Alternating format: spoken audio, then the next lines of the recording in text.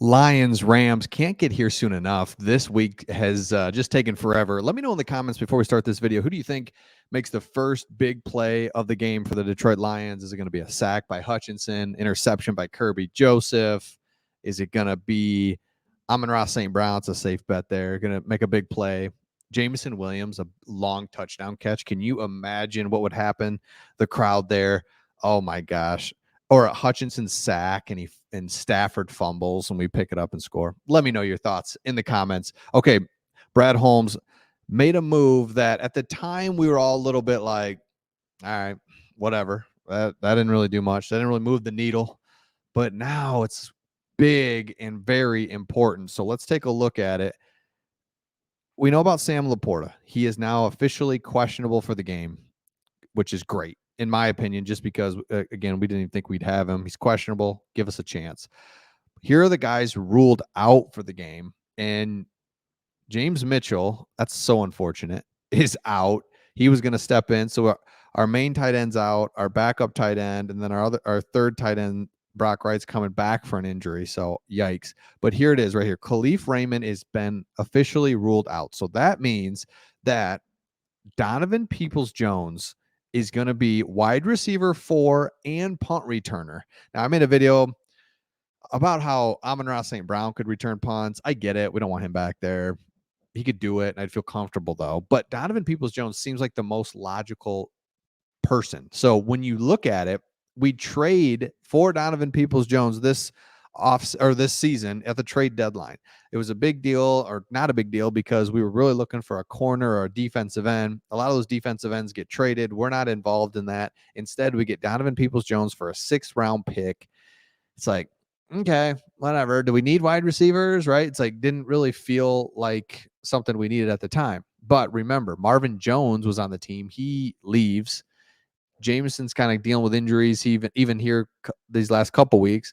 Donovan Peoples-Jones has gotten in, made some big catches. I think he's got like 5 catches on the year. We didn't expect much there, really. I mean, we just want him to, when he gets his chance, make the most of it, right?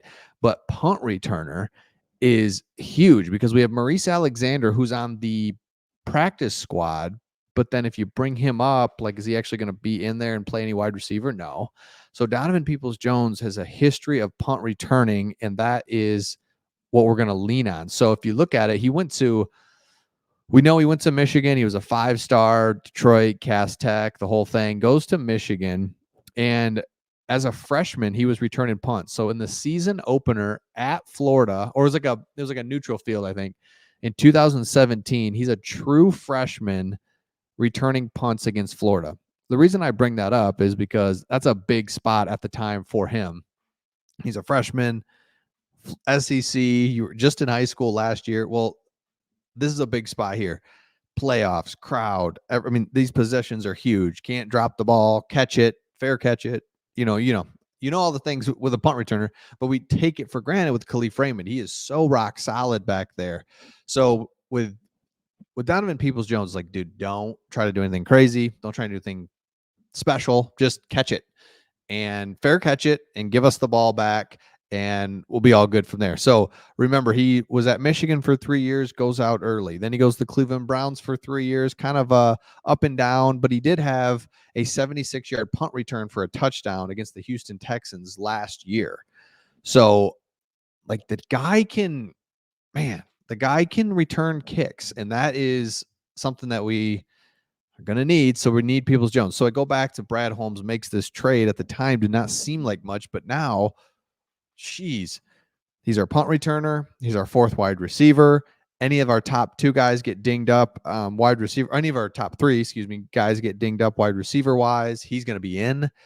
And so again, you'd be leaning on like Maurice Alexander, who's a kind of a more of a running back. So really important move to make this when Brad Holmes did. So appreciate that. Still would like a DN or a corner. I get it, but this was actually a really good move. So Mitchell, let's go back to the tight ends. Mitchell injures his hand midweek, unable to go. They might elevate Anthony Firkser. Don't even know who this guy is because Sam Laporta is injured. Brock Wright is coming back after missing 3 weeks. So we don't really have a tight end currently, which is hey, look, you're planning for it and you'll work around it, but it kind of limits some of the packages, maybe, right? So James Houston, though, looked better according to Campbell, but has been ruled out, which means he's not going to be active. He still has time in his evaluation clock for next week if they're still alive in the playoffs and they want to use him.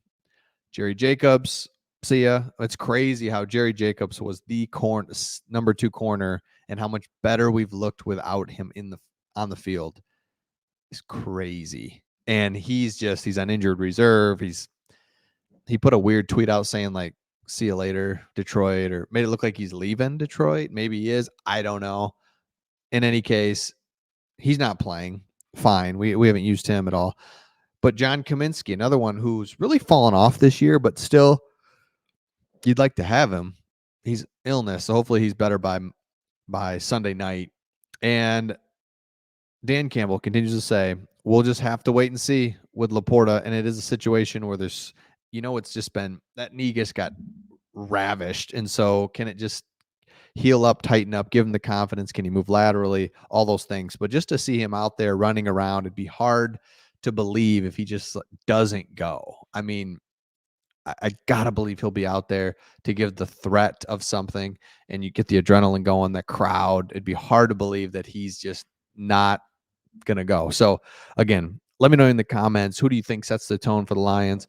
I think I keep saying it. I've said it all week in every video. If you're going to the game, it's the crowd has got to be a factor. We know it will be, but I just think it's going to be to a level, dialed up to a level we have not seen ever before at Ford Field.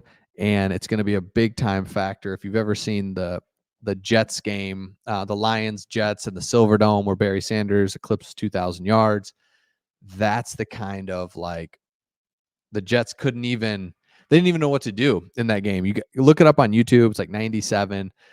The Jets are calling timeout. The Jets are going to the ref and being like, hey, we can't even function here. Can you tell the crowd to quiet down? And the ref actually does have the crowd quiet down, ask them to quiet down. Different time back then. I guess that was a rule. Like, hey, crowd. They had never experienced crowd noise like that. So I was like, hey, crowd, you can't be so loud.